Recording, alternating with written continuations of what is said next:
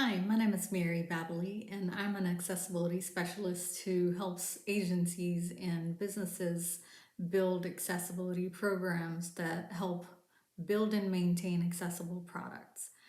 My passion is to ensure that everyone gets equal access to information and technology, and this is why I stay in this field and I would not trade it for anything else. I'm very thrilled to be part of this event because not to not to give my perspective, but it's more to learn from all of you who are coming with various experiences and stories about how accessibility has impacted you. So I'm really looking forward to that. I wanted to bring a different perspective to this event about how in federal and private agencies, there is a notion that these agencies are not supporting accessibility. I think it's wrong. In the recent experience for the past few years, working with a few federal agencies and also private agencies, I've learned that they are willing, they do have policies in place and governance in place. It's just that there are some moving parts of accessibility that are missing in those agencies, and they need subject matter expertise to help them build a robust program that ensures accessibility for all. So my take on this is that every agency should prioritize awareness for accessibility and also prioritize the governance of accessibility. The questions that they need to ask when it comes to acquisition, when it comes to building accessible products, or even if accessibility is not part of the plan initially, but the questions should be asked in such a way that it should include accessibility. If you don't have enough resources who can provide that guidance, find an expert who can provide that service. But it's just a matter of bringing these moving parts together and making the world a better place by making it inclusive in all aspects. My opinion of accessibility is a little different from a lot of people how they think about accessibility. My take on accessibility is that it's an investment for all of us to build accessible products, because we all are going to get old and we all tend to have diminishing senses like low vision or motor disabilities or cognitive challenges. In my opinion, accessibility is not just for people with disabilities, it's for everybody.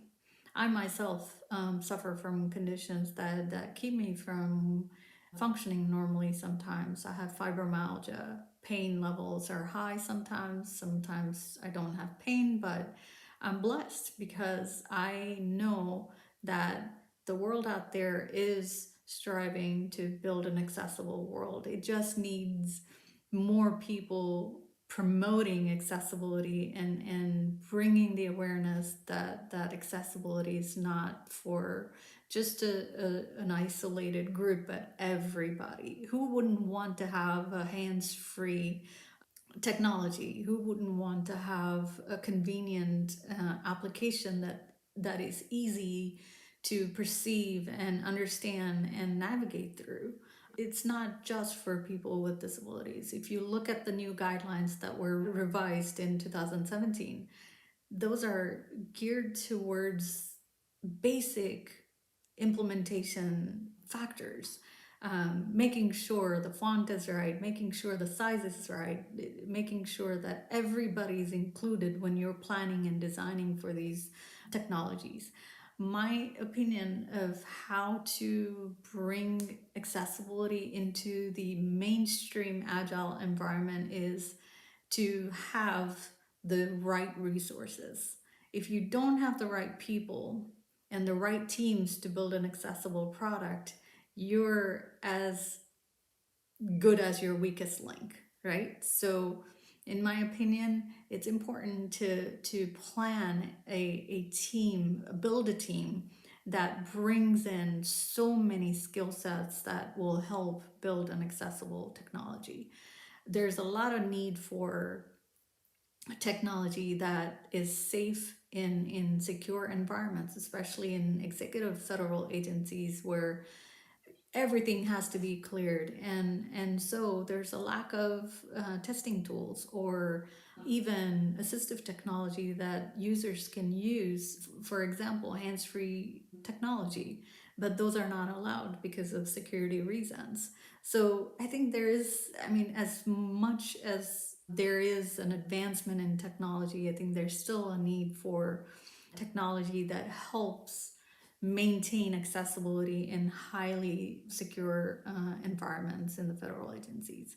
I'm looking forward to learning from vendors and different groups who are coming with great ideas to improve assistive technology. And I would be one of those recipients. Eventually, I will need assistive technology to function at work, and so it's really exciting to be part of an event like this. I can't give a whole lot on a video, but I'm really looking forward to discussions where I can contribute and also learn.